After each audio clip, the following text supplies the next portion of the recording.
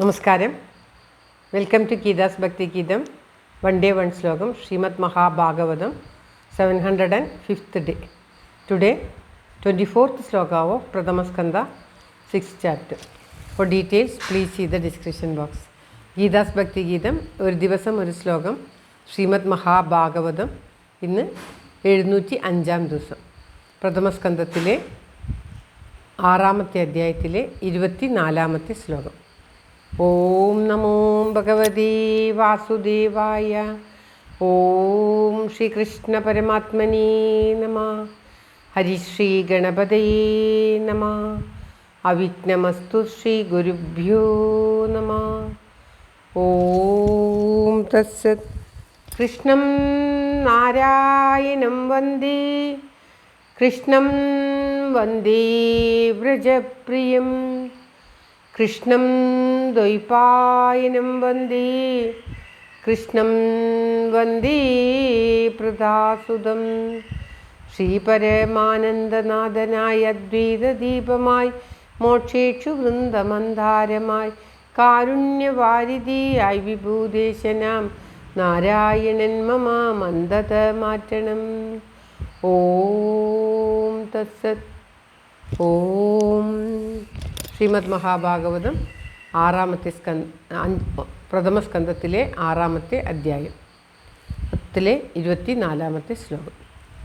സൽസേവയാ ദീർഘയാ തേ ജാതാമയി ദൃഢാമതി ഹിത്വാവദ്യമിമം ലോകം ഗന്ധാമജ്ജനതാമസി. ഓം ശ്രീകൃഷ്ണായ നമഃ. സൽസേവയാ ദീർഘയാ തേ ജാതാമയി ദൃഢാമതി ഹിത്വാവദ്യമിമം ലോകം ഗന്ധാമജ്ജനതാമസി. ഓം തത്സത്. സൽസേവയ പദം പിരിക്കേണ്ടത് സൽസേവയ അദീർഘയ തേ ജാതാ മയി ദൃഢാമതി ഹിത്വാ അവധ്യം ഇമം. ഹിത്വാ അവധ്യം ഇമം. ഇങ്ങനെയാണ് ആ വാക്ക് പിരിക്കേണ്ടത്. ലോകം ഗന്ധ മജ്ജനതാം അസി. ഗന്ധ മജ്ജനതാം താം അസി. ഇങ്ങനെയാണ് ആ പദം പിരിച്ച് പറയേണ്ടത്. അദീർഘയ അല്പകാലമുണ്ടായ, സൽസേവയ സൽസേവ കൊണ്ട്, തേ നിനക്ക്, മയി എന്നിൽ, ദൃഢാമതി ദൃഢം ഉറപ്പായ, മതി ബുദ്ധി, ജാത ഉണ്ടായി, അവധ്യം അവധ്യം നിന്യമായിട്ടുള്ള, ഇമം ലോകം ഈ ലോകം ലൗകികത്തെ ഈ ശരീരത്തെ, ഹിത്വാ ഉപേക്ഷിച്ചിട്ട്, മജ്ജനതാം എൻ്റെ ജനമാവൂ എന്ന സ്ഥിതി. അതായത് ഭഗവാനെ തന്നെ പ്രാപിക്കുന്ന ആ സ്ഥിതി, ഭഗവാന്റെ തന്നെ മനുഷ്യനാകുന്ന, ഭഗവാന്റെ തന്നെ ജനമാകുന്ന സ്ഥിതിയെ ഗന്ധ അസി നീ ഗമിക്കും. അതായത് അല്പകാലമുണ്ടായ സജ്ജന സേവ കൊണ്ട് ആ മുനിമാരെ, ചാതുർമാസ്യ വ്രതം ഇരിക്കുവാൻ വന്ന ആ മുനിമാരെ ബാലനായിട്ടുള്ള ഈ കുട്ടി സേവിച്ചിരുന്നു.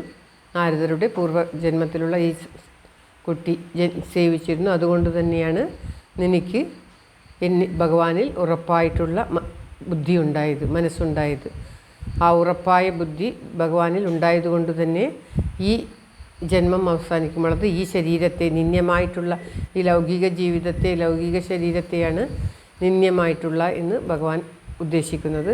നിന്യമായിട്ടുള്ള ഈ ജന്മം കഴിയുമ്പോൾ, ഈ ശരീരം ഉപേക്ഷിക്കുമ്പോൾ, ഇമം ലോകം ശരീരത്തെയും പറയാം, ഈ ലോകത്തെയും പറയാം. ലോകത്തെ ശരീരം ഉപേക്ഷിക്കുന്നതും അല്ലെങ്കിൽ ശരീരം ഈ ലോകത്തെ ഉപേക്ഷിക്കുമ്പോൾ, നിന്യമായ ഈ ശരീരത്തെ ഉപേക്ഷിക്കുമ്പോൾ, ഹിത്വ ഉപേക്ഷിക്കുമ്പോൾ, മജ്ജനതം എൻ്റെ ജനം എന്ന, അതായത് ഭഗവാന്റെ തന്നെ ആൾ എന്ന സ്ഥിതിയെ നീ പ്രാപിക്കും.